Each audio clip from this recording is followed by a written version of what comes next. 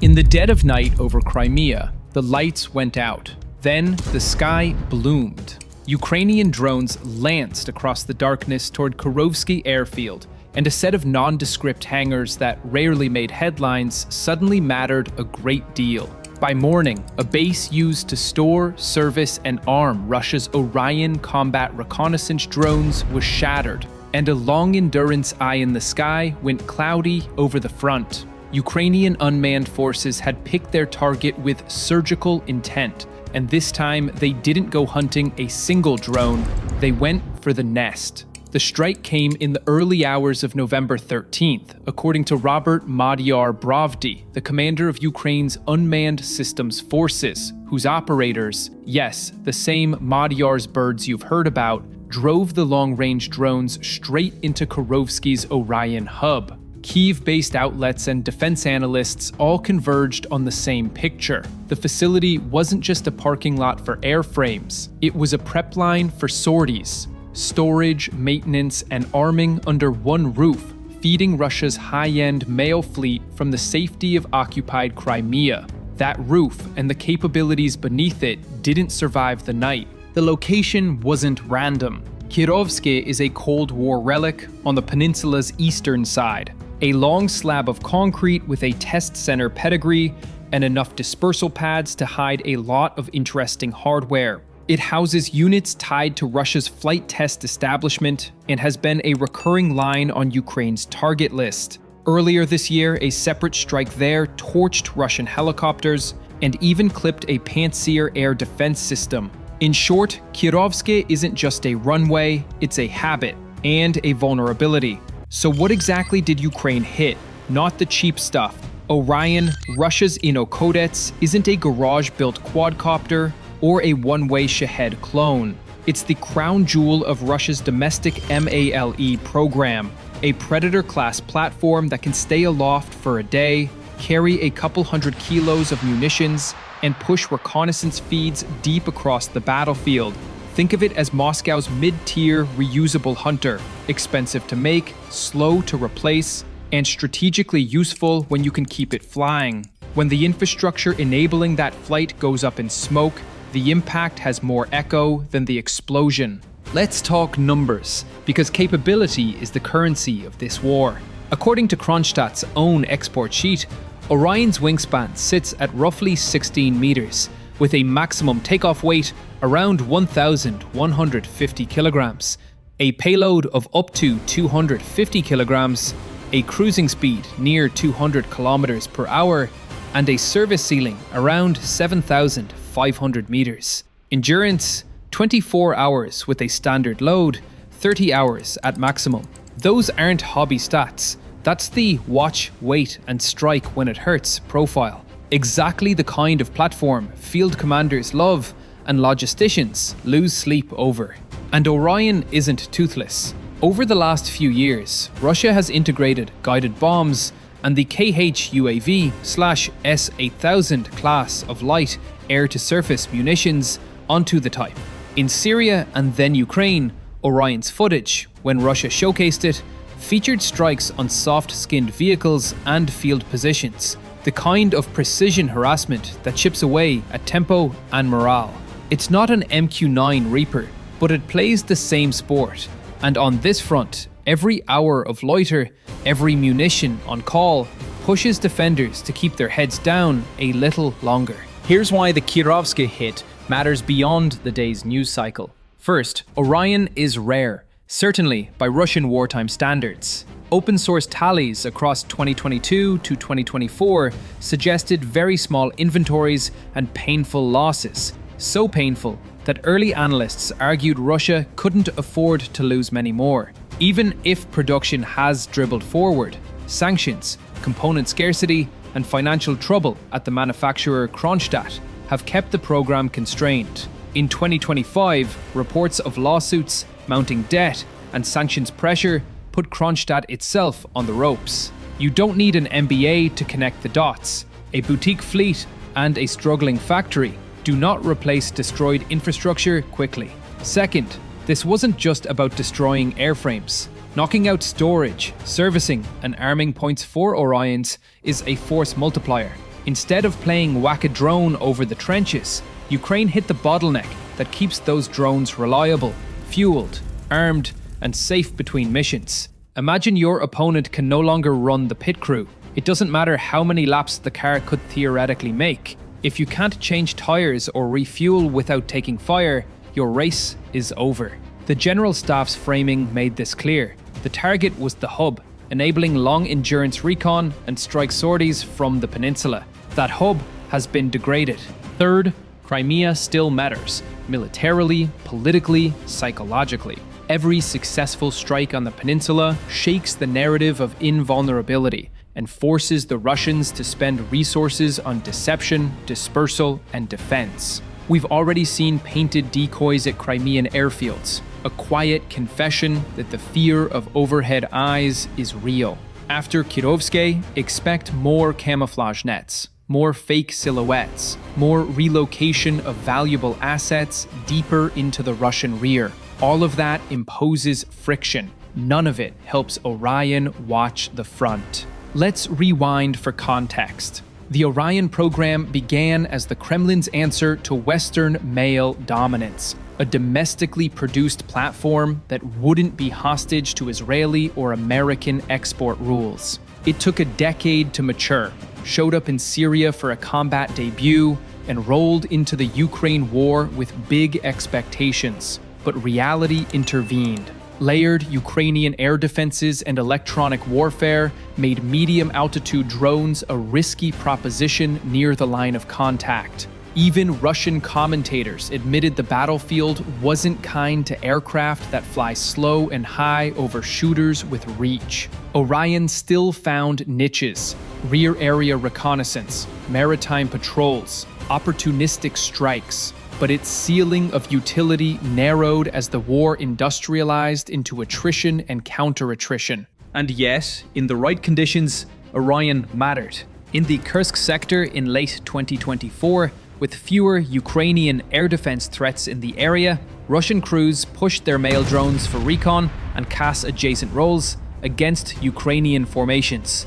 That glimpse, a pocket where a Reaper-style platform could stretch its legs, helps explain why a Ukrainian commander would put Kirovsky on a priority target list. You don't let your opponent rebuild their sweet spot. You take out the workshop that tunes the instrument. How did Ukraine pull this off? The operational details are, unsurprisingly, sparse, but the broad strokes are familiar. Long-range drones, coordinated targeting packages, and a tempo of strikes that's turned Crimea into a logistical migraine. Ukraine's official channels posted video of the Kirovsky attack. Ukrainian-aligned media amplified the hit and geolocated the hangars. Some reports even pointed to an FB-2 long-range Ukrainian platform as the weapon of choice. Another hint of a domestic drone industry that learned to punch far beyond the contact line. It's a cat-and-mouse game, except the mice are carrying explosives, and the cat is glued to a radar screen at 3 a.m. Now, a quick reality check. As with many wartime strikes, the fog never fully lifts. Ukrainian officials described the Orion base as destroyed, other outlets phrased it as a strike or damage. We do not yet have independent satellite imagery published for this specific attack that lets us count burnt frames and cratered roofs. That ambiguity doesn't erase the operational effect though. Disruption to an infrastructure node still imposes downtime, inspection cycles, dispersal, and defensive adjustments.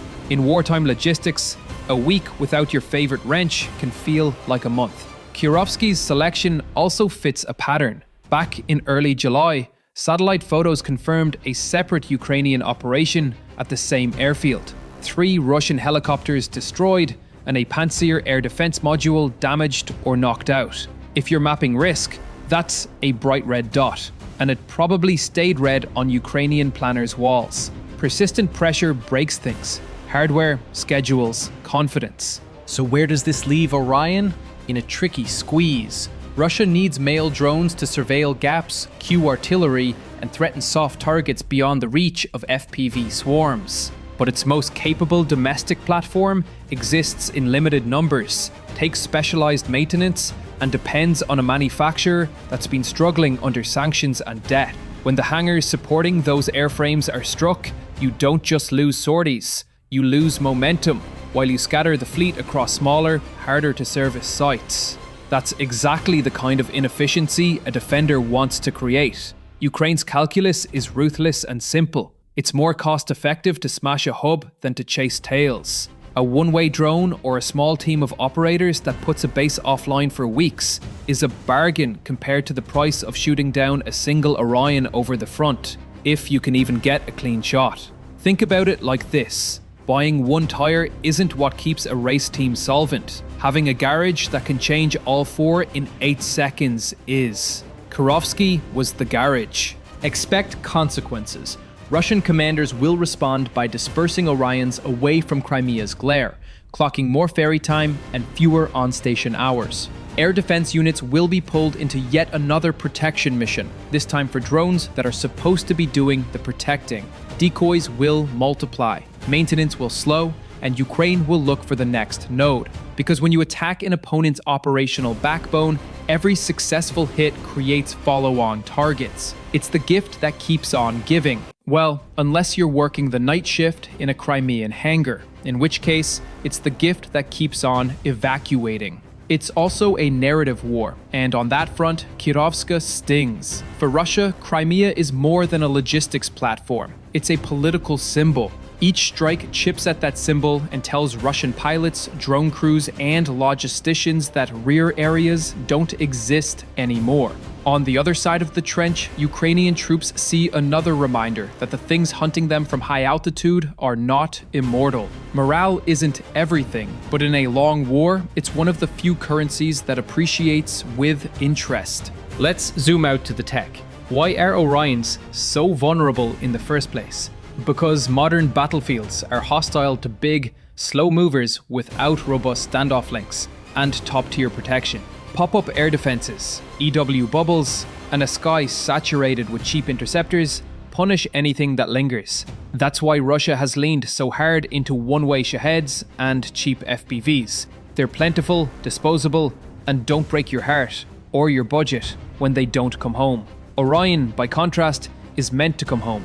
That means it needs a home to come back to, like Kirovsky. Remove that home and the platform's entire value proposition tilts. Could Russia simply build more? In theory, yes.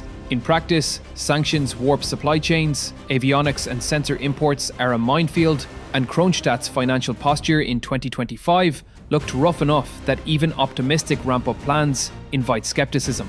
That doesn't mean Orion disappears. It means each surviving airframe gets more precious, and every remaining base more vital, and therefore more attractive as a target. This is what a mature Ukrainian strike doctrine looks like.